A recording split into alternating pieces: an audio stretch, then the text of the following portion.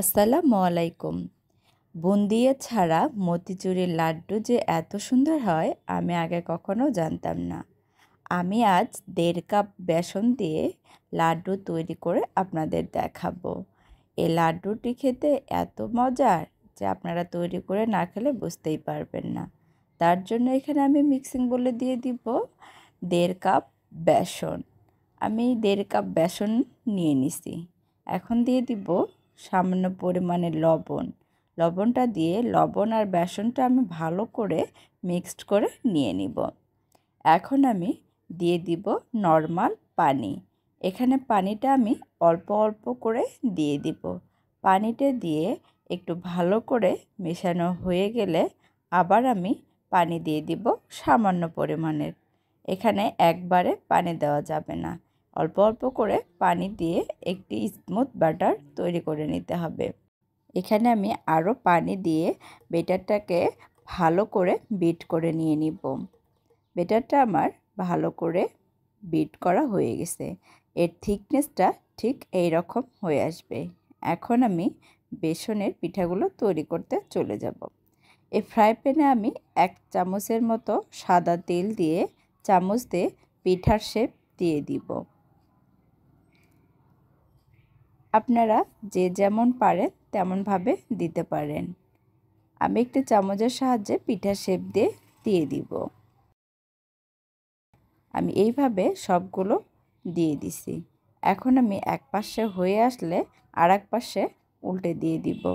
এটাকে বেশি ভেজে নেওয়া যাবে না। আপনাদের খেয়াল রাখতে হবে যাতে করে এই বেসনের পিঠাগুলো পোড়া না যায়। পিঠাগুলোকে আমি 2 পাশে একটু ভেজে নিয়ে নিব। পিঠাগুলো আমার ভাজা হয়ে গেছে। এখন আমি একটি ছাঁকনির সাহায্যে পিঠাগুলো উঠে নিয়ে নিচ্ছি।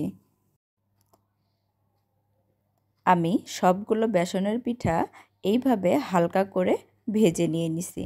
এখন আমি এই পিঠাগুলোকে ব্লেন্ড করে নিয়ে নিব।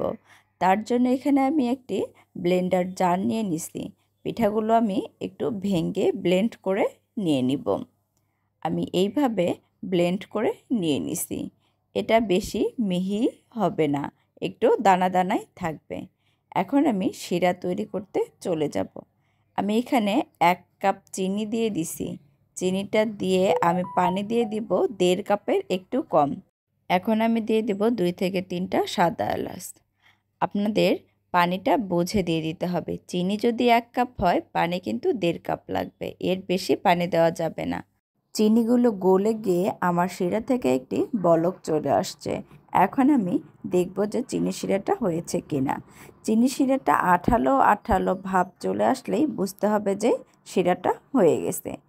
চিনি শিরাটা আঠালো ভাব চলে আসছে। এখন আমি একটু দেখতে সুন্দর করার জন্য এখানে দিয়ে দিব ফ্রুট কালার। ফ্রুট কালার আমি দিয়ে নাড়াচাড়া করে নিয়ে নিব। আমি এখানে অরেঞ্জ ফ্রুট কালার দিয়ে দিছি। আমার ফ্রুট কালারটা ভালো করে মেশানো হয়ে গেছে। এখন আমি চিনি শিরার মধ্যে বেসনের গুঁড়োগুলো দিয়ে দিব। এখানে অল্প অল্প করে দিতে হবে, একবারে দিলে দলা পেকে যাবে। বেসনের গুঁড়োগুলো দেওয়া হয়ে গেলে আমি ভালোভাবে নাড়াচাড়া করে নিয়ে নিব। চিনি শিরার সাথে ভালোভাবে মিক্সড করা হয়ে গেলে আমি এই পর্যায়ে দিয়ে দিব পেস্তা বাদাম আর কাজু বাদাম। আর এখানে আমি অ্যাড করব চীনা বাদাম গুঁড়ো। এগুলো দিলে কিন্তু খেতে দারুণ লাগবে। বাদাম দিয়ে আমি ভালো করে আবারও মিনিট খানেকের মতো মিক্সড করে নিয়ে নিব। এই পর্যায়ে আমি দিয়ে দিব 1 চা চামচ ঘি। ঘিটা দিয়ে আরও 1 মিনিটের মতো নাড়াচাড়া করে নিয়ে নিব। এখন আমি এই লাড্ডুর টেস্টটা বাড়ানোর জন্য দিয়ে দিব কেওড়া জল। কেওড়া জল দিলে কিন্তু এর টেস্ট দ্বিগুণ হবে।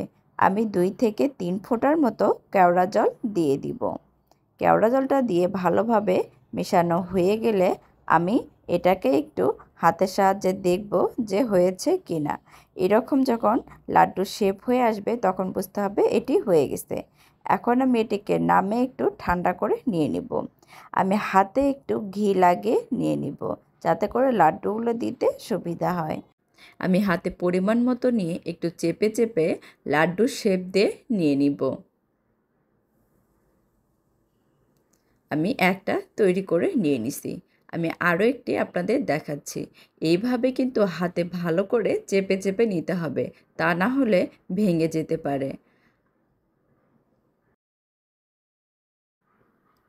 আমি সবগুলোকে এইভাবে গোল গোল করে লাড্ডুর শেপ দিয়ে নিয়ে নিছি। 1.5 কাপ বেসন দিয়ে এখানে আমার 1 কেজির বেশি লাড্ডু তৈরি হয়েছে। আর এই লাড্ডুটা দেখতেও কিন্তু অনেক সুন্দর লাগছে। এইভাবে যদি আপনারা বেসন দিয়ে লাড্ডু তৈরি করেন তাহলে দোকান থেকে আর কিনেই খেতে হবে না। আমি একটি আপনাদের ভেঙে দেখাচ্ছি। আপনারা অবশ্যই এই লাড্ডুটা বাসায় একবার হলেও তৈরি করে দেখবেন। এটা খেতে যে কী মজা, না খেলে বুঝতেই পারবেন না। আজ এই পর্যন্ত, সবাই ভালো থাকবেন। আল্লাহ হাফেজ।